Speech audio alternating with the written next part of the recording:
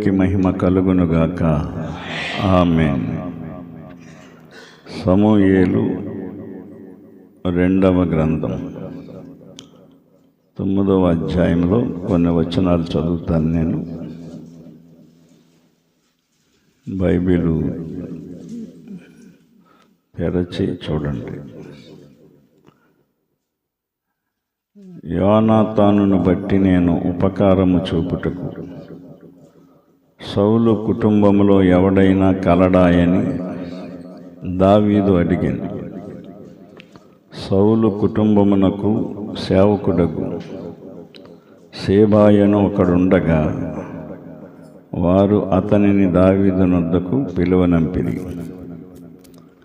రాజు, సేబావు నీవే కదా అని అడుగగా అతడు, నీ దాసుడనైన నేనే సేబాను అనెను.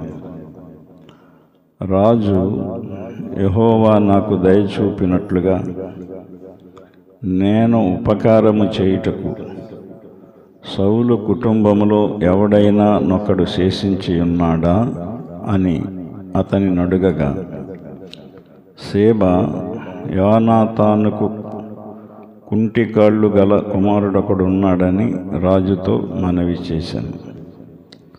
అతడెక్కడ ఉన్నాడని రాజు అడుగగా, సేబా, చిత్తగించుము, అతడు లోదెబారులో అమ్మీయేలు కుమారుడగు మాకీరు ఎంట ఉన్నాడని రాజుతో అనెను. అప్పుడు రాజైన దావీదు మనుషులను పంపి లోదెబారులోనున్న అమ్మీయేలు కుమారుడగు మాకీరు ఎంట నుండి అతని రప్పించాను. ప్రార్థన. ప్రేమగల తండ్రి, పరిశుద్ధుడా, ప్రభువా, మీకు వందనములు, స్తోత్రములు తండ్రి. చదవబడిన వాక్యమును బట్టి మాతో మాట్లాడి ఈ వాక్యములో ఉన్న అర్థాలు, భావాలు మాకు బయలుపరచమని, ఈ ఆరాధన అంతటినీ మీరే ఆత్మతో సత్యముతో జరిగించుకొని ఘనత, మహిమ, కీర్తి పొందుకొనమని, కుడి వచ్చిన సంఘమును బట్టి నన్ను బట్టి స్తుతులు, స్తోత్రములు చెల్లించుచు మా ప్రభువును రక్షకుడునైన యేసయ్య నామమున ప్రార్థించి అడుగుచున్నాము తండ్రి. ఆమేన్. అందరికీ వందనాలండి.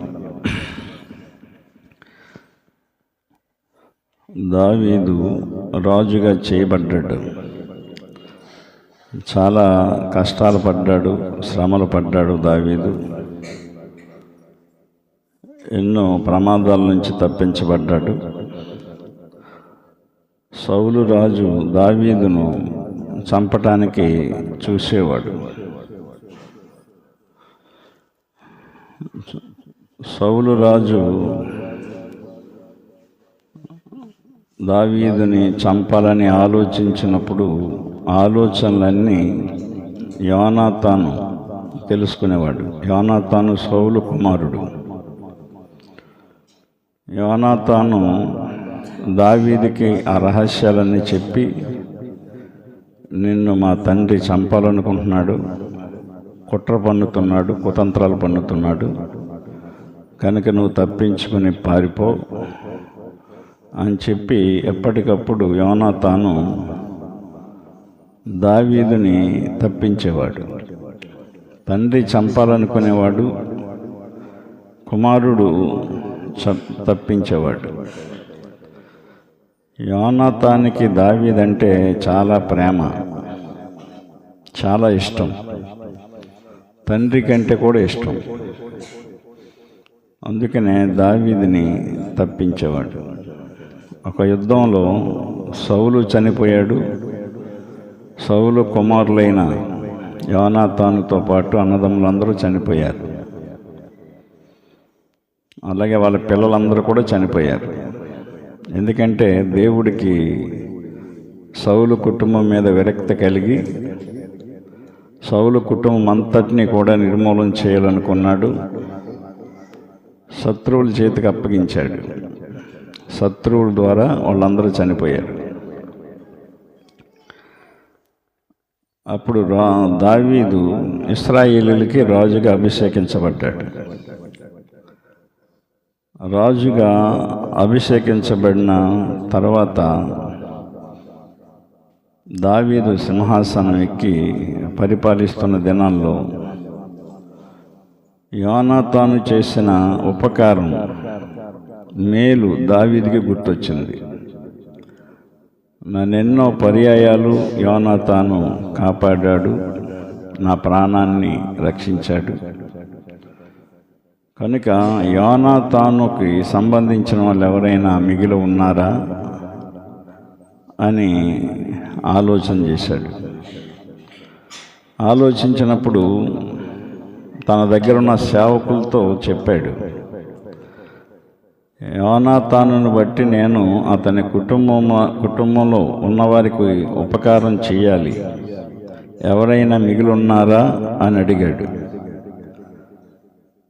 అప్పుడు సౌలు కుటుంబమునకు సేవకుడగు సేబాయను ఒకడున్నాడు అని చెప్పి అతన్ని తీసుకొచ్చి దావీదు ముందు నిలబెట్టారు.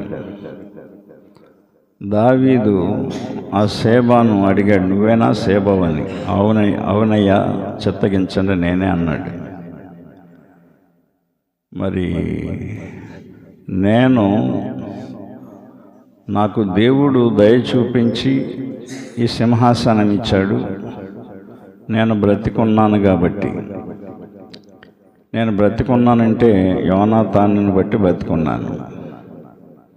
దేవుడు యోనాతానుని బట్టి నన్ను తప్పించాడు. కనుక నేను యోనాతాను కుటుంబానికి ఉపకారం చేయాలనుకుంటున్నాను. అతని కుటుంబంలో ఎవడైనా ఉన్నాడా, మిగిలి ఉన్నాడా అని అడిగాడు దావీదు రాజు. ఆ సేబా అనేవాడు చెప్పాడు, యోనాతానుకి కుంటికాళ్ళు గల కుమారుడు ఒకడు ఉన్నాడు అని రాజుతో చెప్పాడు. అతడు ఎక్కడున్నాడని అడిగాడు. అతడు లోదెబారులో అమ్మీయేలు కుమారుడగు మాకీరు ఇంట ఉన్నాడని రాజుతో చెప్పాడు. అప్పుడు రాజు మనుషుల్ని పంపించి మెఫీబోషెతును పిలిపించి రాజుతో ఉంచుకుని, రాజు బల్ల దగ్గర రాజుతో పాటు భోజనం పెట్టించి, నువ్వెక్కడే ఉండు, ఇంకెక్కడికే వెళ్ళకు అని చెప్పి ఆ కుంటి కాళ్ళు గలవాడిని రాజు దగ్గరుంచుకున్నాడు. మెఫీబోషెతు కుంటివాడు, 2 కాళ్ళు లేవు అతనికి. 2 కాళ్ళు లేవు కాబట్టి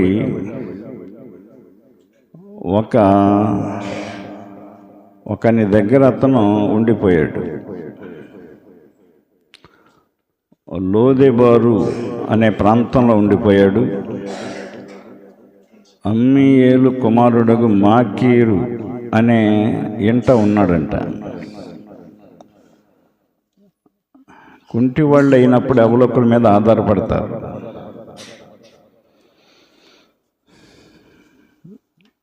బాహ్యంగా నిజంగా కుంటితనం కలిగిన వాళ్ళు ఎవరొకరి మీద ఆధారపడి ఏదో రకంగా బతకాలనుకుంటారు. కొందరు కుంటివాళ్ళుగా పుడతారు, కొంతమందికి యాక్సిడెంట్లుగా కాళ్ళు పోతాయి, రకరకాలుగా కుంటివాళ్ళుగా తయారవుతూ ఉంటారు. అయితే చాలామంది కాళ్ళుండి కూడా నడవగలిగి ఉండి కూడా నడవలేని కుంటితనం కలిగి ఉంటారు. ఆత్మీయమైన కుంటితనం కలిగి ఉంటారు చాలామంది. అంటే కాళ్ళుండి వాళ్ళ కాళ్ళు ఎక్కడికి పరిగెడతాయంటే పాపము చేయడానికి పరిగెడతాయి, అనేక మందిని మోసం చేయడానికి పరిగెడతాయి. మెఫీబోషెతు అతను పడిపోయి కుంటివాడయ్యాడు. పడిపోయి చిన్నప్పుడు వాళ్ళ దాది మా అమ్మ ప్రమాదం నుండి మోసుకొని పారిపోతుంటే పడిపోయి కుంటుడయ్యాడు. సమూయేలు 2వ గ్రంథం, అదే గ్రంథం 4వ అధ్యాయము 4వ వచనం చదువుదాం. సౌలు కుమారుడగు యోనాతానునకు కుంటివాడకు కుమారుడుండెను. ఒకడుండెను. యెజ్రెయేలు నుండి సౌలును గురించియు యోనాతానును గురించియు వర్తమానము వచ్చినప్పుడు వాడు 5 ఏండ్లవాడు. వాని దాది వానిని ఎత్తుకొని పరుగున పారిపోగా వాడు పడి కుంటివాడాయను. వాని పేరు మెఫీబోషెతు. యుద్ధానికి వస్తున్నారని వర్తమానం వచ్చినప్పుడు దాది అంటే మా అమ్మ వాడిని తప్పిద్దామని చెప్పేసి చిన్నప్పుడు వాడిని ఎత్తుకొని పరిగెత్తుకెళ్తూ ఉంటే గొప్పు తగిలి పడిపోయింది. వాడు 2 కాళ్ళు కూడా ఇరిగిపోయినాయి. ఆ విధంగా కుంటివాడయ్యాడు. ఈనాడు చాలామంది పాపము చేయటానికి పరుగులెత్తి ఆత్మీయంగా కుంటివాళ్ళుగా తయారవుతున్నారు. 59 యెషయా గ్రంథం 59 7 వచనం మనం చదివితే, వారి కాళ్ళు పాపము చేయ పరుగెత్తుచున్నవి, నిరపరాధులను చంపుటకు అవి త్వరపడును, వారి తలంపులు పాపహేతుకమైన తలంపులు, పాడును నాశనమును వారి త్రోవలలో ఉన్నవి. వారి కాళ్ళు పాపము చేయ పరిగెత్తుచున్నవి. నిజంగా కుంటోళ్ళే ఎవరికి ఏ హాని చేయరు. 2 కాళ్ళు ఉండి దారుణమైనటువంటి మోసాలు పాపాలు చేసి రోజున అవిటి వాళ్ళుగా మిగిలిపోతున్నారు. నిజంగా గుడ్డోళ్ళే నయం. వాళ్ళకేమీ కనిపించదు, ఆశించడానికి అవకాశం ఉండదు. కళ్ళున్న వాళ్ళు నిజంగా చూసిన వాటిని ఆశించి ఆత్మీయ అంధత్వాన్ని కొని తెచ్చుకుంటున్నారు. నిజంగా కుంటోడైపోయాడు ఇతను తండ్రి చేసిన ఉపకారాన్ని బట్టి, ఇతను తండ్రి దావీదుకు చేసిన మేలును బట్టి దావీదు ఇప్పుడు ఇతనికి మేలు చేయటానికి ఆలోచించాడు. అందుకనే తల్లిదండ్రులమైన మనం ఎదుటివారికి ఉపకారం చేయాలి, మేలు చేయాలి. ఆ మేలు ఉపకారం మన పిల్లలకు ఉపయోగపడతాయి, మన పిల్లలకి ఆశీర్వాదాలుగా మారుతాయి. ఈనాడు ఉపకారం చేస్తున్నావా? నువ్వు మేలు చేస్తున్నావా? కీడు చేస్తున్నావా? అపకారం చేస్తున్నావా? నువ్వు అపకారం చేస్తూ కీడు చేస్తూ నీ పిల్లలకి మేలు జరగాలి, ఉపకారం జరగాలంటే ఎట్లా సాధ్యమవుతుంది అది? ఇక్కడ మెఫీబోషెతు తండ్రి యోనాతాను దావీదుకి చాలా ఉపకారం చేశాడు, చాలా మేలు చేశాడు. దావీదు యోనాతాను చేసిన ఉపకారమును మేలును మనసులో ఉంచుకున్నాడు. తనకు ఇప్పుడు దావీదుకి అవకాశం వచ్చింది, ఇశ్రాయేలీయులకి రాజుగా నియమించబడ్డాడు ఆయన. అప్పుడు ఆలోచించాడు, నా స్నేహితుడైన యోనాతానుకి సంబంధించిన వాళ్ళు ఎవరైనా మిగిలి ఉన్నారా, చనిపోయారా అని ఆరా తీశాడు. దావీదులాగా మనం కూడా మనకెవరైనా ఉపకారం చేసినప్పుడు మనము కూడా వాళ్ళకు ఉపకారం చేయటానికి, వాళ్ళు లేకపోతే వాళ్ళ పిల్లలకు ఉపకారం చేయటానికి మనం ఆలోచించాలి. ఇది క్రైస్తవ ధర్మం, బైబిల్ ధర్మం. దావీదు అలాగే ఆలోచించాడు. ఎందుకు దావీదు ఆలోచించాడంటే దేవుని యందు భయము భక్తి కలిగిన వాడు దావీదు. ఉపకారానికి ఉపకారం చేయాలి, మేలుకు మేలు చేయాలి తప్ప కీడు చేయకూడదు, అపకారం చేయకూడదని దేవుని వాక్యము ద్వారా దావీదు బాల్యము నుండి నేర్చుకున్నాడు. మన పిల్లలకు కూడా అదే నేర్పాలి. మనం ఉపకారం చేయటం నేర్పాలి, ధర్మం చేయటం నేర్పాలి, మేలు చేయటం నేర్పాలి. మనం ఏమి నేర్పుతున్నాం మన పిల్లలకి? అదే వాళ్ళు నేర్చుకుంటారు, అదే పాటిస్తారు వాళ్ళు. కనుక దేవుడు మనకు ఉపకారం చేశాడు, మనం నమ్మిన దేవుడు మనకు ఉపకారమే చేశాడు. కనుక మనము చేతనైనంత ఉపకారం చేయాలి. దావీదు ఆ విధంగానే యోనాతాను సంతతి ఎవరైనా మిగిలి ఉంటే వాళ్ళకి ఉపకారం చేద్దాం అనుకున్నాడు. నిజంగా కుంటివాడు 2 కాళ్ళు లేనోడు ఉన్నాడు, యోనాతానికి మిగిలి ఉన్నాడు. అందరూ చనిపోయారు, కాళ్ళు ఉన్నవాళ్ళు చేతులు ఉన్నవాళ్ళు అందరూ చనిపోయారు యుద్ధంలో. దేవుడు ఆ కుంటివాడిని బ్రతికించాడు, అటు పెద్దోడయ్యాడు. మన కాళ్ళు, మనం కూడా ఈ రోజున పెద్దోళ్ళం అయ్యాం. మన కాళ్ళు ఎక్కడికి పరిగెడుతున్నాయి? దేవుని మందిరానికా, సినిమా హాళ్ళుకా? దేవుని మందిరానికా, పార్టీలకి ఫంక్షన్లకా? దేవుని మందిరానికా, సరదాలకి టూర్లకా? ఎక్కడ పరిగెడుతున్నాం మనం? ఒక్కొక్క వారం ఎగ్గొట్టి వెళ్ళిపోయే ఆలోచనలు ఉంటాయి కొంతమందికి. అన్ని వారాలు వెళ్ళక్కర్లేదురే, వచ్చే వారం వెళ్ళొచ్చులే, ఈ వారం వెళ్ళకపోతే ఏం పోయింది అనుకుంటారు. నువ్వు ఆత్మీయ అవిటితనం కలిగి ఉన్నావు. దేవుడు నీకు ఇచ్చిన కాళ్ళుని, నడకని పాడు చేసుకుంటున్నావు, వంకరగా నడుస్తున్నావు. దేవుని మందిరానికి నువ్వు నడిచొస్తే అది తిన్నని నడక అవుతుంది. నువ్వు ఎక్కడికి వెళ్ళినా అది వంకర నడక అవుతుంది. కాకి వంకరగా నడుస్తుందట. చూడండి ఎప్పుడైనా సరే, కాకి నిలబడి ఇలాగ వంకరగా నడుస్తుంది, వెనక్కి ముందుకు నడుతుంది. అర్థమైందా? అది ముందుకు నడిచినా వంకరగా నడుస్తుంది.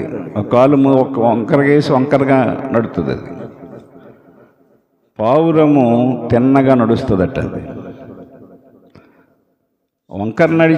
వంకర నడకలు నడిచే వాళ్ళందరూ కూడా కాకితో సమానం. నిదానమైన నడక నడవాలి మనం. నీ కాళ్ళు, నీ పాదాలు ఎక్కడికి వెళ్తున్నాయి? నీ కాళ్ళు ఎక్కడున్నాయి ఈ రోజున? కనుక దేవుని వాక్యాన్ని మనం అర్థం చేసుకోవాలి. నడకంటే మన ప్రవర్తన. హానోకు 365 రోజులు 65 సంవత్సరాలు దేవునితో నడిచాడంట. గమనించండి, 360 ఏండ్లు బ్రతికిన తర్వాత హానోకు దేవుణ్ణి తెలుసుకున్నాడు. మనం కూడా కొన్ని సంవత్సరాలు గడిచాక దేవుణ్ణి తెలుసుకున్నాం. హానోకు జీవితంలో కూడా 60 సంవత్సరాలు బ్రతికాడు. 60 సంవత్సరాలు బ్రతికిన తర్వాత దేవుణ్ణి తెలుసుకున్నాడు అతను. దేవుణ్ణి తెలుసుకుని అక్కడి నుంచి దేవునితోనే నడిచాడంట అతను. హానోకు 65 ఏండ్లు బ్రతికి మెతుషెలను కనెను. హానోకు మెతుషెలను కనిన తరువాత, ఆదికాండం 5:22, 300 ఏండ్లు దేవునితో నడుచుచు కుమారులను కుమార్తెలను కనెను. హానోకు దినములన్నీ 365 ఏండ్లు. పిల్లల కోసం పనికెళ్ళానండి, ఇంటి అవసరాల కోసం పనికెళ్ళానండి అని చెప్తారు చాలామంది. ఆదివారాలు మానేసి, ప్రార్థనలు మానేసి. ఇక్కడ హానోకు చూడండి, 300 ఏండ్లు 3 నెలలు తిన్నంగా రాలేం మనం గుడికి. నెలలో 4 ఆదివారాలు తిన్నగా రాలేకపోతున్నాం, కరెక్ట్గా రాలేకపోతున్నాం. అది వంకర నడకే కదా, కాళ్ళు లేని స్థితే కదా, నీకు అవిటితనమే కదా. ఈ రోజున చాలామంది లేరు మందిరంలో. నూతన సంవత్సరంలో ఒక తీర్మానం తీసుకోవాలి మనం. గత సంవత్సరం ఏదో గడిపేశాం, సంఘ ప్రార్థన ద్వారా, దైవజనుల ప్రార్థన ద్వారా ఈ సంవత్సరం దేవుడు నీకు ఇచ్చాడు, ఆయుష్నిచ్చాడు, ఆరోగ్యం ఇచ్చాడు, సంవత్సరంలో నీకు దాటించాడు. కానీ నీవు అనుకుంటున్నావు, నా విశ్వాసం, నా భక్తి, నా ఆత్మీయత వల్ల నేను బతికాను, ఈ స్థితిలో ఉన్నాను అనుకుంటున్నాను. కాదు కాదు కాదు. మనం మారాలి, మార్చుకోవాలి, నడక మార్చుకోవాలి, ప్రవర్తన. నడత అంటే ప్రవర్తన.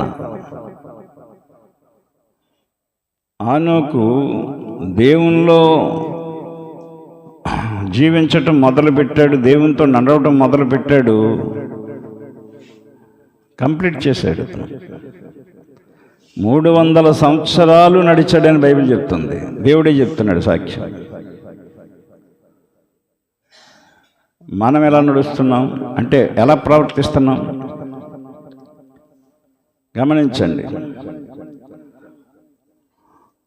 నోవహు జీవితకాలం అంతా నడిచాడంట దేవునితో. నోవహు పుట్టిన దగ్గర నుంచి కూడా దేవునితో నడిచాడంట. అందుకనే నోవహుని నీతిమంతుడు అని చెప్పాడు దేవుడు. నోవహు అనగా నెమ్మది అని అర్థం. కొంతకాలం మనం తెలుసుకోకపోయినా పర్వాలేదు, తెలుసుకున్న తర్వాతైనా దేవుని వాక్యాన్ని తెలుసుకుని దేవునితో మనం నడవాలి, దేవుని వాక్యానుసారంగా మనం ప్రవర్తించాలి. మోఫీబోసెత్తు అనగా కుంటివాడు అని అర్థం, 2 కాళ్ళు లేని కుంటుడు. వాడు అతని తండ్రి చేసిన ఉపకారం అతనికి ఎంత మేలు కలిగిందో తెలుసా? సాక్షాత్తు ఇశ్రాయేలులకు రాజైనటువంటి దావీదు భోజనపు బల్ల దగ్గర కూర్చొని భోంచేసే గొప్ప ఆధిక్యత. మెఫీబోసెత్ ఏమీ ఎవరికి మేలు చేయలేదు. అతను తన తండ్రి చేసిన మేలు, తన తండ్రి చేసిన ఉపకారం దేవుని దాసుడైన దావీదుని తప్పించాడు గనుక దావీదు ఈ దేవుడి కుంటోడిని తప్పించాడు, అందరిలో చావకుండా. ఆ దాది తప్పించేసింది అక్కడి నుంచి చిన్నప్పుడే ఆ మరణం నుండి తప్పించేసింది. వాడు అక్కడ లేకుండా పోయాడు కాబట్టి బతికిపోయాడు. ఈ రోజున మనం ఎక్కడుంటున్నాం? మనం కూడా తప్పించబడాలి కదా. 2 కాళ్ళు లేకపోతే లేదు, కానీ జీవితం ఉంది కదా, ప్రాణం ఉంది కదా, చక్కటి లైఫ్, చక్కటి జీవితాన్ని దేవుడు మెఫీబోసెత్కి ఏర్పాటు చేశాడు కదా. దావీదు ఆరా తీసినప్పుడు ఆ మెఫీబోసెత్ ఎక్కడ ఉన్నాడయ్యా అని అడిగినప్పుడు ఏం చెప్పాడు అతను? 9వ అధ్యాయం 4వ వచనం, అతడు ఎక్కడున్నాడని రాజు అడుగగా షేబా చిత్తగించుము, అతడు లోదెబారులో అమ్మీయేలు కుమారుడగు మాకీరు ఇంట ఉన్నాడని రాజుతో అనెను. లోదెబారు అనే ప్రాంతంలో ఉన్నాడు. ఆ ప్రాంతంలో అమ్మీయేలు కుమారుడగు మాకీరు ఇంట ఉన్నాడు. అతనికి ఇల్లు లేదు, వాక్కలు లేదు, నాన్న వాళ్ళు లేరు, ఎవరు లేరు. కానీ అతను తండ్రి చేసిన ఉపకారం మేలు దిక్కుముక్కు లేని వాడిని తీసుకొచ్చి ఒక రాజ అంతఃపురంలో కూర్చుండబెట్టింది. దేవునికి మహిమ కలుగునుగాక. మేలు చేయటం నేర్చుకోండి. మీరు తల్లిదండ్రులైన మీరు ఇతరులకు మేలు చేయటం నేర్చుకుంటే దేవుడు మీ పిల్లలకి మేలు చేస్తాడు. వాళ్ళు ఎలాగన్నారండి, వీళ్ళు ఎలాగంటున్నారండి, వాళ్ళు ఎలాగంటున్నారండి అని ద్వేషము, అసూయ, కక్ష, పగలో పెట్టుకోకండి. వాళ్ళు అలాగంటే అన్నారులే, నువ్వు అలాగ అనుకో, అలాగా దాని గురించి ఆలోచించుకో. అపకారానికి ఉపకారం చేయడానికి ప్రయత్నం చేయను. దేవుడు నీ బిడ్డలకి ఉపకారం, మేలు చేస్తాడు. ఒక దిక్కు మొక్కు లేకుండా ఉన్నాడు అతను ఒక ఇంట్లో. లోదెబారు అనగా అర్థం ఏంటంటే నిస్సారమైన ప్రాంతము అని అర్థం. లోదెబారు అనగా నిస్సారమైన ప్రాంతం అని అర్థం, నిస్సారమైనది. వాడున్న ప్రాంతం నిస్సారమైంది. ఎప్పటికీ వాటికి సారం రాదు, సత్తు రాదండి. మఫీబోషెతుకి యెషయా గ్రంథంలో మనం చూస్తే 55వ అధ్యాయము 2వ వచనంలో ఆహారము కాని దాని వారి కొరకు మీరేలా రోకలిచ్చెదరు, సంతుష్టి కలుగజేయని దాని కొరకు మీ కష్టార్జితమును ఎందుకు వ్యయపరిచెదరు? నా మాట జాగ్రత్తగా ఆలకించి మంచి పదార్థము భుజించుడి, మీ ప్రాణము సారమైన దాని యందు సుఖింపనీయుడి అని చెప్తున్నాడు ఆయన. ఆహారము కాని దాని కొరకు మీరేలా రోకలిచ్చెదరు? ఈనాడు సరదాలకి, సోకులకి, షికార్లకి ఎన్ని డబ్బులు ఖర్చు పెడుతున్నారు? మేకప్లకి, బట్టలకి కూడా ఏదో ఆర్డినరీగా ఏదో అందంగా ఉన్న తక్కువ రేటు కొనుక్కుందామని ఆలోచించట్లేదు. ఆ బట్టలు వేసుకుంటే నీ కడుపు నిండదు, నీ మేకప్ చేసుకుంటే నీ కడుపు నిండదు. ఏంటి రోకలు అంటే డబ్బులు. ఆహారంకి ఖర్చు పెడితే పర్లేదు, నీ కడుపు నింపుకోవడానికి పర్లేదు. ఆహారము కాని దాని కొరకు నాడు తాగుడికి ఎంత ఖర్చు పెడుతున్నారు, సరదాలకి ఎంత ఖర్చు పెడుతున్నారు, సోకులకి ఎంత ఖర్చు పెడుతున్నారు. ఇంట్లో కూడా చాలా విలువైన వాటిని, వస్తువులను కొని అట్లా పనే ఉండదు, అట్లా అక్కడ మూలన పెడతారు. ఎందుకు అవసరం అది? ఆలోచించండి. అవసరమైతే కొను, అవసరమైతే కొను. ఆహారము కాని దాని కొరకు మీరేలా రోకలిచ్చెదరు అంటున్నాడు ఆయన. సంతుష్టి కలుగజేయని దాని కొరకు మీ కష్టార్జితంను ఎందుకు వ్యయపరిచెదరు కదా. తాగుడికి, సినిమాలకి, జోదాలకి, పేకాట్లకి, కైనీలకి,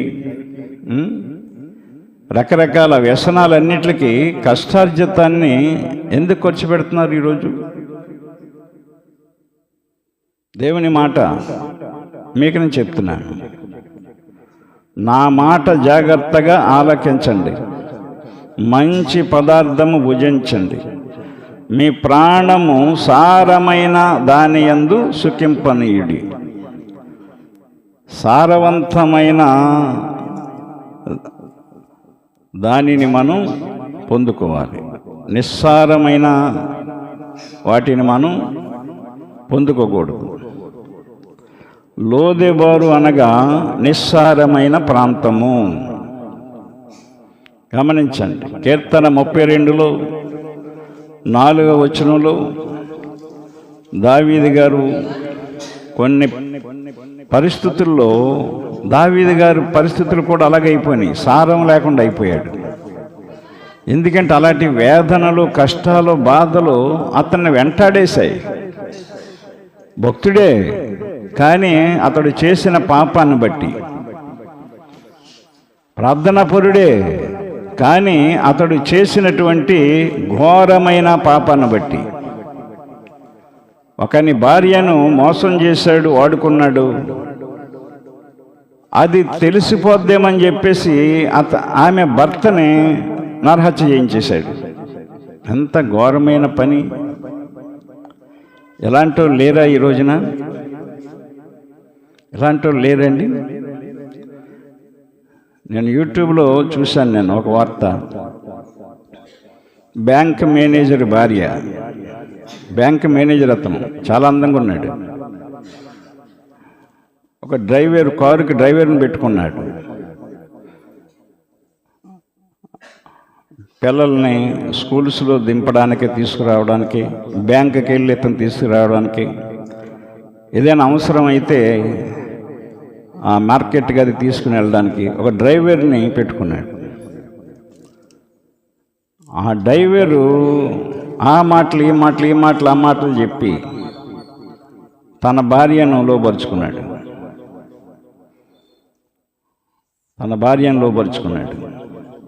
బ్యాంక్ మేనేజర్ అండి అతను. మేనేజర్ భార్య, 2 పిల్లలు. ఎలాంటి జీవితం! అలా చెప్పి అలా పొగిడి ఉబ్బించి తబ్బించి బుట్టలు వేసేసుకుని లేపుకుపోయాడు. అంతే. గౌరవమైన కుటుంబం అంటది బ్యాంక్ మేనేజర్ ఫ్యామిలీ. చాలామంది 5-6 అన్నదమ్ముల ఫ్యామిలీ అది. చాలా గౌరవమైన వ్యక్తి. గమనించండి. తీసుకుపోయాడు, కొంత డబ్బు అది పట్టుకుని వెళ్ళిపోయింది. 3 నెలలు ఉన్నాడంట ఆమె తగం. ఈ డ్రైవరాడు ఏదో పని చేస్తాం కానీ పోషించలేడు. తీసుకుపోయి దూరంగా ఎవరికి తెలియకుండా చోట పెట్టాడు. ఆడు పని చేయడానికి కూడా అవకాశం లేదు. చెడ్డ పని చేశాడు కదా. 3 నెలలు ఆవిడ పట్టుకెళ్ళి తిన్నారు, ఉన్నారు, కాలం గడిపారు. నేను బయటికి వెళ్ళి పని చూసుకుని వస్తాను ఉండు అని చెప్పి పని చూసుకుంటానికని వెళ్ళాడంట. తిరిగి రాలేదు. రోజు చూసిన, 2 రోజులు చూసిన, 3 రోజులు చూసిన, 4 రోజులు చూసిన, 5 రోజులు, వారం చూసింది, రాలేదు. ఆ ఇంటి గలలో అమ్మ, ఏంటి అతను రాలేదు, ఏంటి అసలు వ్యవహారం ఏంటి, మీరేంటి, ఏంటి అసలు నీకు అతనికి పొంతం లేదు అని అడిగితే అప్పుడు లబోదివ్వమని ఏడ్చింది. అలాగ చెప్పింది కథ అంతా. ఇప్పుడు వాళ్ళు ఒక హాస్టల్లో పని చేసుకుని బతుకని చెప్పి వాళ్ళకి తెలిసిన హాస్టల్లో పెట్టారు ఆవిడని. హాస్టల్లో పని చేసుకుంటూ వెట్టి చాకరీ చేసుకుంటూ బతుకుతుంది. ఇలాగ భర్త రిపోర్ట్ ఇచ్చాడు. వాళ్ళు ఎంక్వైరీ చేస్తున్నారు పోలీసులు. బ్యాంక్ మేనేజర్ కదా, మొత్తానికి పట్టుకున్నారు ఆవిడ్ని హాస్టల్లో పనిచేయటం చూసి. పట్టుకుని వాడిని కూడా పట్టుకున్నారు. పట్టుకొని కోర్టుకి అప్పగించారు. కోర్టులో నాకు ఈవిడ వద్దండి, ఇంకా నా పరువు తీసేసింది, నా విలువ తీసేసింది, నేను ఇంక ఏలుకోనని చెప్పాడు బ్యాంక్ మేనేజర్. ఒక్కతే కూతురేమే. తల్లిదండ్రులు వచ్చారు అక్కడికి. అత్తగారు కాళ్ళు పట్టుకుని కోర్టులో బతిమలాడుకుంటుంది. మాంగారు చేతులు పట్టుకొని ఈ తప్పు ఒక్కడికి క్షమించు అల్లుడు, పిల్లలు పాడైపోతారు అని చెప్పి. అప్పుడు ఆ జడ్జి గారు చెప్పాడు, మీరు ఆలోచించండి పెద్ద మనసుతో, పొరపాట్లు జరుగుతాయి, ఒక అవకాశం ఇస్తే బాగుంటుంది. మీ అంటే ఆవిడ కూడా, ఆ భార్య అతన్ని పట్టుకొని కాళ్ళు పట్టుకొని, నేను ఇంకా ఏ తప్పు చేయనండి, ఎప్పుడు నన్ను అలా మోసం చేశాడు, మాయ మాటలు నమ్మి నేను మోసపోయాను అని చెప్పి క్షమాపణ కోరుకున్నారు. బ్యాంక్ మేనేజరు ఒప్పుకొని తీసుకుని వెళ్ళాడు. ఆ అమ్మాయిని మోసగించినోడికి 5 సంవత్సరాలు కఠినగార శిక్ష విధించాడు జడ్జి గారు. ఈనాడు డ్రైవర్గా వాడికి ఉద్యోగం ఇచ్చి ఉపకారం చేస్తే ఆ బ్యాంక్ మేనేజరు వాడు చేసిన పని చూడండి. అందుకనే మనం ఎవరిని నమ్మటానికి వీల్లేదు. మనం దేవుణ్ణి నమ్మాలి. మనం దేవుని వాక్యాన్ని నమ్మాలి.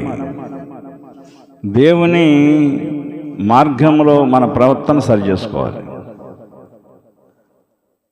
కనుక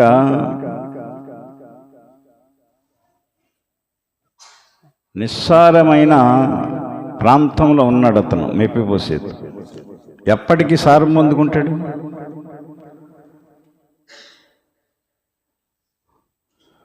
సారవంతమైన దానిలో మనం ఉండాలి. ఈనాడు సంఘాలు కూడా నిస్సారమైన స్థితిలో ఉంటున్నాయి. వాక్యం ఉండట్లేదు, ఉపవాస ప్రార్థనలు ఉండట్లేదు, క్రమశిక్షణ ఉండట్లేదు, బుద్ధి చెప్పడం ఉండట్లేదు, ఖండించడం ఉండట్లేదు. అంటే అలాంటి సంఘాల్లో ఉంటే ఎప్పటికి మారుతారు? ఎప్పటికి బాగుపడతారు? అక్కడ సారం లేదు, వాక్యానుసారం లేదు. అక్కడ వాక్యములో ఉన్న సారం లేదు. ఆ సంఘంలో వాక్యములో ఉన్న వాక్యాన్ని వివరించి చెప్పాలి కదా. అలాంటి నిస్సారమైనటువంటి సంఘాల్లో ప్రాంతాల్లో ఉంటే మన పిల్లలకి ఎప్పుడు సారం వస్తుంది?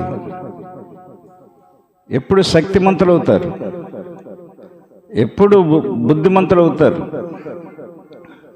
ఇది ఆలోచించుకోవట్లేదు ఈ రోజున. మనం ఏపుగా ఇంపుగా సంఘాలు కనపడుతుంటే, అందంగా ఆకర్షణీయంగా కనపడుతుంటే, గుంపులు గుంపుల కింద కనపడుతుంటే ఆ గుంపులోకే చేరిపోయి గోవింద అన్నట్లుగా ఉంటుంది. లోదెబారు అనగా అర్థం ఏంటి? నిస్సారమైన అని అర్థం. అలాంటి ఈనాడు చాలామంది ఆదివారం రాలేదు, ఏదో ఊరు వెళ్తారు. ఏమో మరి వారం రాలేదేవా మీరంటే, లేదండి ఊరు వెళ్ళామండి. అక్కడ వెళ్ళామండి గుడికి, అక్కడ ప్రార్థనకి వెళ్ళామండి, ఏదోటి చెప్తారు. ప్రార్థన మానలేదండి.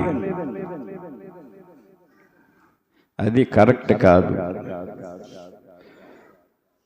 ఆనోకు దేవునితోనే నడిచాడు. అతను ఒకే దేవునితో నడిచాడు, ఒకే సహవాసం కలిగి ఉన్నాడు 300 ఏండ్లు. అసామాస్య విషయం కాదు అది. నువ్వు ఎక్కడికి వెళ్ళినా సరే ఆదివారం వచ్చేసరికి, శనివారం ఉపవాస ప్రార్థన వచ్చేసరికి నువ్వు పరుగు పరుగుని రావాలంతే. అర్థమైందా? దేవుని వాక్యాన్ని పాటించాలి మనం. దేవుని వాక్యమే మనలో సారాన్ని కలుగు చేస్తుంది. వాక్యానుసారమైన జీవితాన్ని మనకు అలవాటు చేస్తుంది. చెడు మార్గంలోకి పోవు, చెడు తలంపుల్నికి రావు. కీర్తనలు 92 కీర్తన 13, 14, 15 వచనాలు చదువుదాం. యెహోవా మందిరములో నాటబడిన వారే, వారు మన దేవుని ఆవరణములలో వర్ధిల్లుదురు. నాకు ఆశ్రయదుర్గమైన యెహోవా యథార్థవంతుడనియు ఆయన యందు ఏ చెడుతనమును లేదనియు ప్రసిద్ధి చేయుటకై వారు ముసలితనమునందు ఇంకా చిగురు పెట్టుచుందురు, సారము కలిగి పచ్చగా నుందురు. దేవునికి మహిమ కలుగునుగాక. నువ్వు స్థిరంగా ఒక మందిరంలో ఉండాలి, స్థిరంగా ఉండాలి. ఏదైనా మందిరమే అనుకోకు. సారం ఉందా అక్కడ లేదా? నాడు ఏమంటున్నా, ఏం చూస్తున్నారంటే మందిరాన్ని చూస్తున్నారు, జనం చూస్తున్నారు. సారవంతమైన వాక్యాన్ని చూడట్లేదు. సారము కలిగిన వాక్యం ఉందా ఇక్కడ అని గమనించాలి. దేవుని వాక్యాన్ని మందిరములో నాటబడాలి. మనం నాటబడిన వాళ్ళు ఎక్కడికి వెళ్ళటానికి ఉండదు. ఒక మొక్కను నాటామనుకోండి, దాన్ని కదపడానికి ఉండదు. ఇంకా ఉంటుందా? ఉండదండి. మందిరములో నాటబడాలి నువ్వు, దేవుని మందిరంలో. అప్పుడు సారము నీలోకి వస్తుంది. వాక్యమున్న మందిరములో నాటబడాలి నువ్వు. సారవంతమైన వాక్యము ఉన్న సంఘములో నాటబడాలి నువ్వు, మందిరంలో. యెహోవా మందిరములో నాటబడిన వారై వారు మన దేవుని ఆవరణములలో వర్ధిల్లుదురు. నువ్వు నాటబడినప్పుడే వర్ధిల్లుతావు. నాటబడి ఉంటే ప్రతి ఆదివారం అక్కడే కనపడతావు నువ్వు. నీ వారం కనబడలేదంటే నాటబడలేదు నువ్వు. నాటబడి ఉంటే ఇక్కడే ఉంటావు కదా. నాటబడిన మొక్క, భూమిలో నాటబడిన మొక్క నువ్వు ఎప్పుడు వెళ్ళినా అక్కడే ఉంటుంది. అది నువ్వు నాటబడినప్పుడే వర్ధిల్లుతావు. నాటబడినప్పుడే ప్రతి ఆదివారం కనపడతావు. ఇక్కడ ఒక వారం కనబడలేదంటే నువ్వు నాటబడలేదు, నిన్ను ఎక్కడో పక్కన పెట్టేశారు, కుండీలో మొక్కలాగా. నువ్వు వర్ధిల్లాలంటే నాటబడాలి. ఈ నూతన సంవత్సరంలో నాటబడాలి నువ్వు. ఇంకా నాటబడలేదు, ఇంకా నాటబడలేదండి. యెహోవా మందిరములో నాటబడిన వారై వారు మన దేవుని ఆవరణములలో వర్ధిల్లుదురు. నాకు ఆశ్రయ దుర్గమైన యెహోవా యథార్థవంతుడనియు, వాక్యము యథార్థంగా ఉండాలి. యెహోవా అనగా దేవుడు, దేవుడు అనగా వాక్యము. వాక్యము యథార్థమైన వాక్యం ఉండాలి. మనం నాటబడిన దగ్గర వాక్యం లేని చోట నాటబడుతున్నారు చాలామంది. వర్ధిల్లటం ఏమి ఆత్మీయంగా వర్ధిల్లటం అంటే లోకానుసారం కాదండి. ఆత్మీయంగా వర్ధిల్లాలి. మనం ఆత్మీయంగా వర్ధిల్లాలి. నాకు ఆశ్రయమే దుర్గమైన యెహోవా యథార్థవంతుడనియు, ఆయన యందు ఏ చెడుతనమును లేదనియు. వాక్యములో చెడుతనం ఉండదు. ఇప్పుడు వాక్యములో యథార్థత ఉంటుంది, మంచితనం ఉంటుంది, వాక్యములో నీతి ఉంటుంది. అలాంటి వాక్యం విన్నప్పుడు నీలో కూడా ఏ చెడుతనం ఉండదు.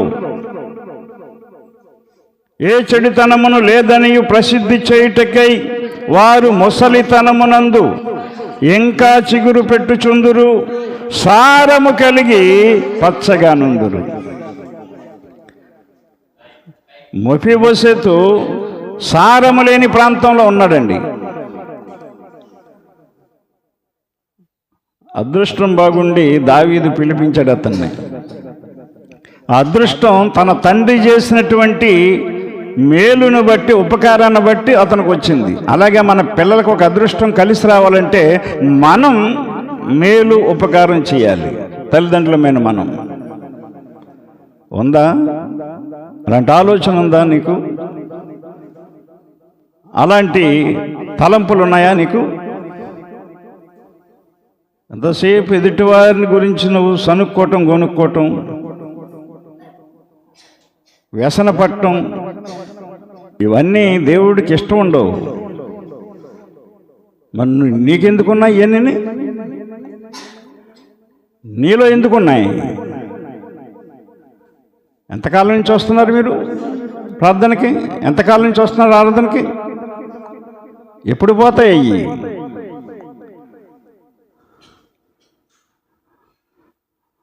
ఆత్మీయంగా వర్ధిల్లట్లేదు, ఆత్మీయంగా ఎదగట్లేదు. లోదెబారు అనగా నిస్సారమైన ప్రాంతము. ఇక్కడ మాకీరు ఇంట్లో ఉన్నాడంటే ఇతను మాకీరు ఇంటిలో ఉన్నాడు. మాకీరు అనగా అర్థం ఏంటంటే అమ్మబడిన అని అర్థం. మాకీరు అనగా అమ్మబడిన.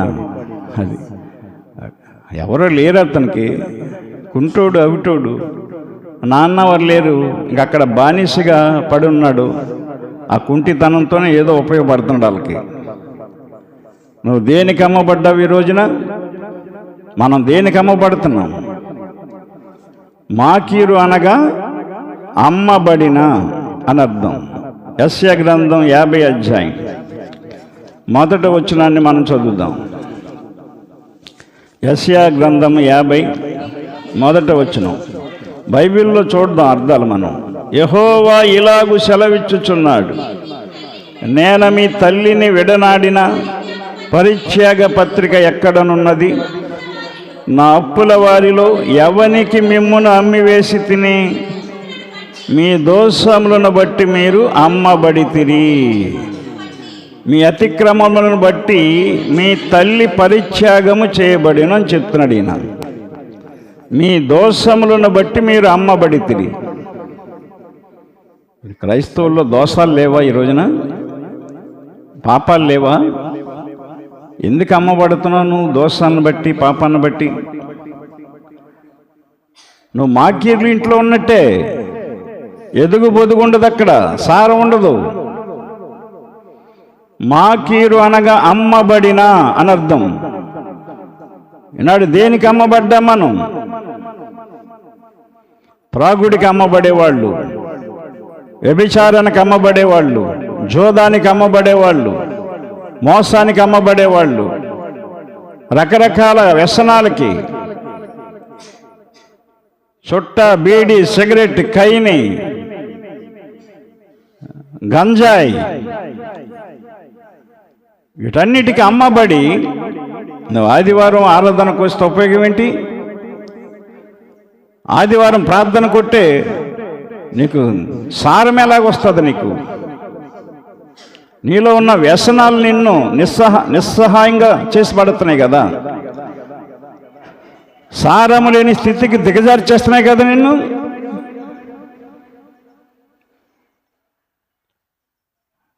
నేను మిమ్మల్ని ఎవరిని అమ్మలేదే అంటున్నాడు ఆయన. అప్పుల వారికి నేను మిమ్మల్ని అమ్మలేదు, మీ దోషములను బట్టి మీరు అమ్మబడితిరి, మీ అతిక్రమములను బట్టి మీ తల్లి పరిత్యాగము చేయబడిన అని చెప్తున్నాడు ఆయన. గమనించండి, ఇక్కడ 3వ వచనం మనం చూస్తే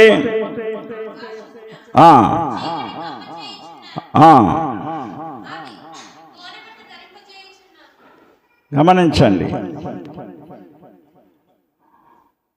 ఆకాశము చీకటి కమ్మజేయుచున్నాను, అవి గోనె బట్ట ధరింపజేయుచున్నాను అని చెప్తున్నాడు ఆయన. కనుక దేవుని వాక్యాన్ని అర్థం చేసుకోవాలి. మన దోషాలను బట్టి, పాపాలను బట్టి ఆకాశం పరిస్థితి మారిపోతుంది.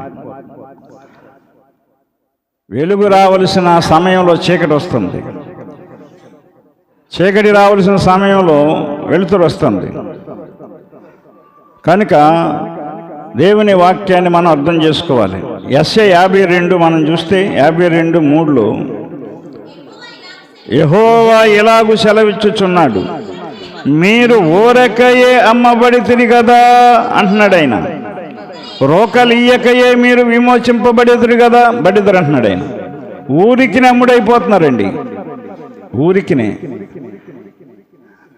ఎవడైనా మందు ఇస్తానంటే వెళ్ళిపోతున్నాడు ఊరికే, ఏదైనా పెడతానంటే ఊరికి వెళ్ళిపోతున్నాడు. ఊరికినే అమ్ముడైపోతున్నారండి, ఊరికినే అమ్ముడైపోతున్నాం ఈ రోజున. మాకీరు అనగా అమ్మబడిన.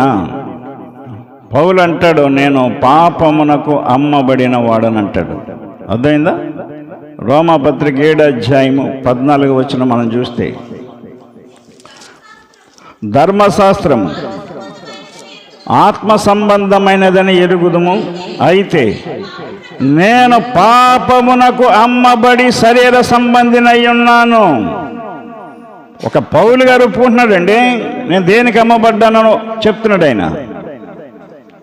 శరీర సంబంధంగా అమ్మబడుతున్నాం మనం, శరీర సంబంధమైన విషయాలకు అమ్ముడైపోతున్నాం, శరీర సంబంధమైన మనుషులకు అమ్ముడైపోతున్నాం. ఆత్మ సంబంధంగా నువ్వు ఉండలేకపోతున్నావు. ధర్మశాస్త్రము ఆత్మ సంబంధమైనదని ఎరుగుదుము. బైబిల్ ఆత్మ సంబంధమైంది. అయితే నేను పాపమునకు అమ్మబడి శరీర సంబంధినై ఉన్నాను అని చెప్తున్నాడు ఆయన. మరి మనము నాలో ఏ పాపం లేదు, నేను చాలా నిబ్బరం అనే ఆలోచనలు తలంపుల్లో ఉన్నారు ఈ రోజున క్రైస్తవులు. పౌలు లాంటోడే నేను పాపమునకు అమ్మబడ్డానని చెప్తున్నాడు. ఆ పాపం నుంచి విడిపించబడ్డాడు, పౌలుని తెలుసుకొని రక్షించబడ్డాడు. జీవించేది నేనే, నేను కాదు, క్రీస్తే నాయందు జీవించుచున్నాడని చెప్పాడు. నేను క్రీస్తుని పోలి నడుచుకొనుచున్న ప్రకారము మీరు నన్ను పోలి నడుచుకోండి అని చెప్పాడు. గమనించండి. 105వ కీర్తనలో 17వ వచనంలో యోసేపు గురించి రాయబడుతుంది. ఆయన ఎవరినైనాను ఆయన వారి కొరకు రాజులను గద్దించెను.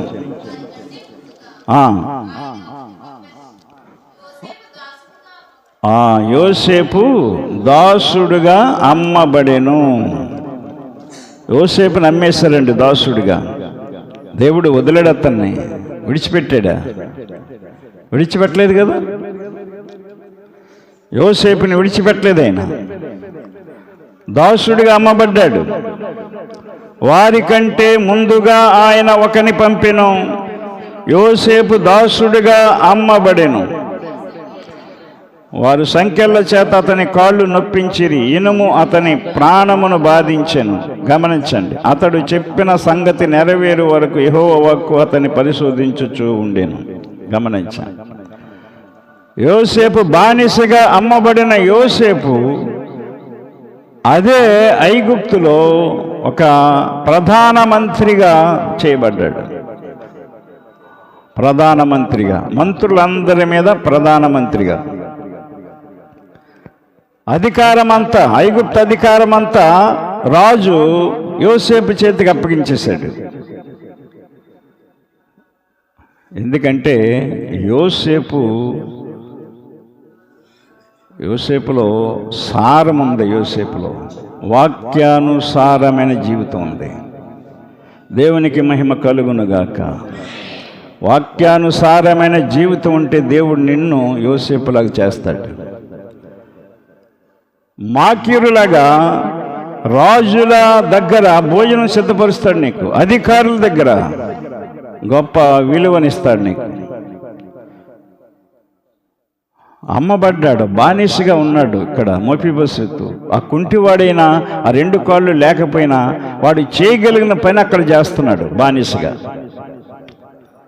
నా ప్రియ సహోదరుడా, సహోదరి, మన యేసయ్య కూడా అమ్మబడ్డాడు. ఆయన నీ కొరకు, నా కొరకు, మనందరి కొరకు 30 వెండి నాణేలకు అమ్మబడి సిలువలో తన ప్రాణం అర్పించాడు. మరి నువ్వు దేనికి? దేవునికి అమ్మబడుతున్నావా? దోషాలకి, పాపాలకి అమ్మబడుతున్నావా? దేవునికి అమ్ముడైపోవాలి మనం. దేవుని సొత్తుగా ఉండాలి మనం. నేను దేవునికి అమ్ముడైపోయాను, దేవుడి పనే, దేవుడు ఆలోచన దేవుడే. బంధువులు, స్నేహితులు అందరినీ పక్కన పడేనంతే. నేను ఎవరిని పట్టించుకోవాల్సిన పని లేదు నాకు. వాళ్ళ బాధపడినా, ఏడ్చినా, ఏమైనా నేను దేవునికి అమ్మబడ్డాను. దేవుడి పని ముందు నాకు, దేవుని సేవ ముందు నాకు. అమ్మబడాలండి మనం, దేవుడి కొరకు అమ్మబడాలి మనం. దేనికి అమ్ముడైపోతున్నాం మనం ఈ రోజున?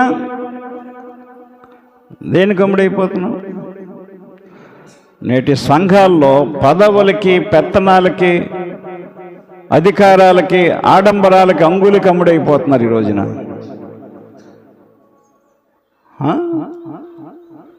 సంఘాలని పేరు చెప్పుకుంటున్నావు అంతే, అమ్ముడైపోయి బానిసగా జీవిస్తున్నావు, సాతానికి బానిసగా అయిపోతున్నావు. ఉపకారానికి ఉపకారం చేయాలనుకున్నాడు దావీదు. పని కట్టుకుని వెతికించాడండి. వాడెక్కడో ఉన్నాడు, సారం లేని ప్రదేశంలో, మారుమూల ఎక్కడో చాలా దూరంలో ఉన్నాడు. అలాంటి వాడిని వెతికించి పట్టుకొని తీసుకొచ్చాడు. దేవుని కృప నీకు తోడుగా ఉంటే నువ్వెక్కడున్నా సరే దేవుడు నిన్ను వదలడు, నిన్ను పట్టుకుంటాడు. నీకు మేలు చేస్తాడు, ఆయన ఉపకారం చేస్తాడు. కనుక తల్లిదండ్రులమైన మనము ఉపకారం చేయటం నేర్చుకుందాం. ఇంతవరకు ఉపకారం చేయటం అలవాట్లేదు నీకు, మేలు చేయటం చేత కాదు. చెయ్యి, ఈ సంవత్సరం చేయటం అలవాటు చేసుకో.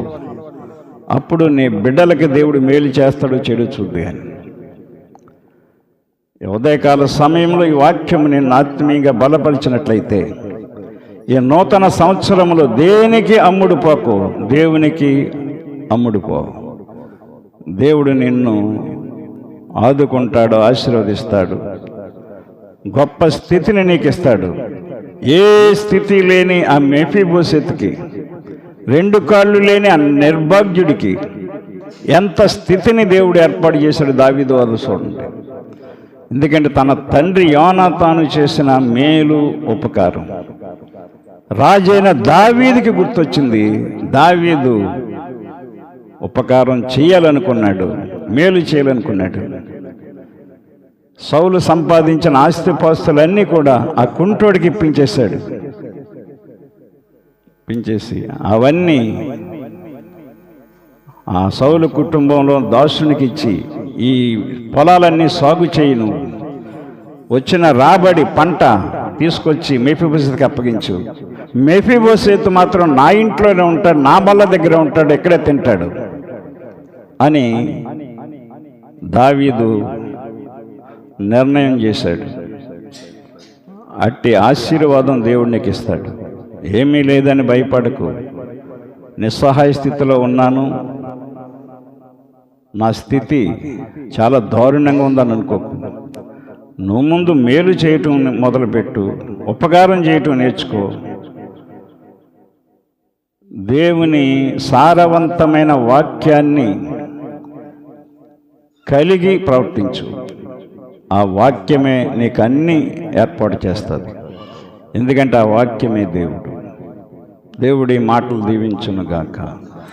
ఆమేన్. ప్రార్థన చేసుకుందాం. ఎత్తబడిన వాక్యాన్ని బట్టి ప్రార్థన చేసుకుందాం. దేవుణ్ణి వెతకాలి, మనం దేవుని బలమును వెతకాలి, ఆయన సన్నిధిని వెతకాలి. 105వ కీర్తన అదే చెప్తాడు 4వ వచనంలో, యెహోవాను వెతకుడి, ఆయన బలమును వెతకుడి, ఆయన సన్నిధిని నిత్యము వెతకుడి. ఆయన సన్నిధిలో లేకుండా నువ్వు ఎక్కడెక్కడో తిరుగుతూ ఉంటే దేవునికి ఎట్లా ఉపకారం చేస్తాడు, మేలు చేస్తాడు అనుకుంటున్నావు నువ్వు? నా ప్రియ సహోదరుడా, సహోదరి, దేవుని వాక్యాన్ని అర్థం చేసుకోవాలి మనం. ఆయన సన్నిధిని వెతికేవారు హృదయమందు సంతోషిస్తారట, సారము కలిగి పచ్చగా ఉంటారంట. కనుక నా ప్రియమైన సహోదరుడా, సహోదరి, నీవు అవిటివాడివైనా, చెవిటివాడివైనా, మోగవాడివైనా, ఏమీ లేని దీనుడివైనా, దరిద్రుడివైనా ప్రభువు నీ వైపు చూస్తున్నాడు. ఆయన నువ్వు ఎప్పుడైతే సారవంతమైన ప్లేసులోకి వస్తావో, స్థలంలోకి వస్తావో, మందిరంలోకి వస్తావో, దేవుడు నిన్ను సారముతో నింపి నీకున్న బలహీనతలన్నీ తొలగించి, నీ ఇబ్బందులన్నీ తొలగించి, నీకు అత్యధికమైన ఆశీర్వాదాన్ని నీకు ఇవ్వడానికి ఆయన ఇష్టపడుతున్నాడు. ప్రేమ కలిగిన ప్రియ పరలోకపు తండ్రి, పరిశుద్ధుడు అయిన ప్రభువా, మీకు వందనములు, స్తోత్రములు తండ్రి. ఎత్తబడిన వాక్యము వినిన ప్రతి హృదయములో నిలిచి మొలిచి నాటబడి నూరంతలుగా ఫలించి వర్ధిల్లునట్లు కృప దయచేయండి. వాక్యమయున్న యేసయ్య నామమున ప్రార్థించి అడుగుచున్నాము తండ్రి. ఆమేన్. అందరికీ వందనాలండి.